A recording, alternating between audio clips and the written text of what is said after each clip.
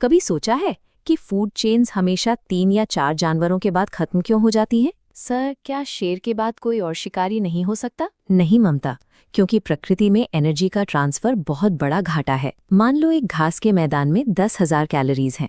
एक हिरण ने उसे खाया, तो क्या पूरी एनर्जी हिरण को मिल गई? बिल्कुल नहीं।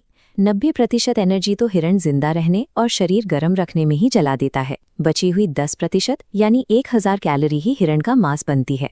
इसे बायोमास कहते हैं। यही 10% नियम है। अब ध्यान से सुनिए, जब शेर शिकार करेगा तो इस नए ट्रोफिक लेवल पर भी वही 90% का टैक्स लगेगा। ओह, मतलब शेर को 1000 में से सिर्फ 100 कैलोरी ही मिली? एकदम सही पकड़े हैं। अगर कोई सुपर प्रेडेटर शेर को खाए तो उसे मात्र 10 कैलोरी मिलेगी। वो जिंदा ही नहीं बचेगा। एग्जाम में यहीं से प्रश्न आता है।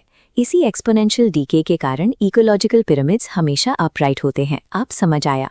इससे तो इकोसिस्टम की कैरिंग कैपेसिटी भी तय होती है। बिल्कुल, प्रकृति का यही सख्त गणित है। इसीलिए जंगल में लाखों पौधे और हजारों हिरण होते हैं, लेकिन शेर सिर्फ गिने चुने। क्लास अच्छी लगी हो तो निमेश जी के हब को सब्सक्राइब करें। भारत की प्राकृतिक संपदा के 2 सबसे बड़े सुरक्षा कवच हैं, राष्ट्रीय उद्यान और रामसर स्थल। सबसे पहले, जानवरों को उनके प्राकृतिक घर में ही बचाना। इसे इन सीटू संरक्षण कहते हैं। भारत में ऐसे 105 राष्ट्रीय उद्यान हैं, जहां इंसानी गतिविधियां पूरी तरह प्रतिबंधित हैं। दूसरा, ये संरक्षण शुरू कब हुआ? 1936 में बना भारत का सबसे पहला राष्ट्रीय उद्यान, जिसे आज हम उत्तराखंड के जिम कॉर्बेट नेशनल पार्क के नाम से जानते हैं। तीसरा, जंगलों से हटकर झीलों की बात करें तो इन्हें रामसर स्थल घोषित किया जाता है। भारत में 75 रामसर स्थल हैं, जिनमें सबसे ज्यादा 14 स्थल अकेले तमिलनाडु में हैं।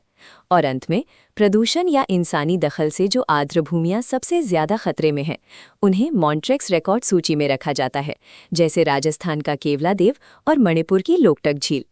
निष्कर्ष ये है कि ये जंगल और झीलें केवल पर्यटन के लिए बिल्कुल नहीं है। असल में ये दोनों मिलकर भारत के पूरे पारिस्थितिक तंत्र और हमारे भविष्य को सुरक्षित रखने का असली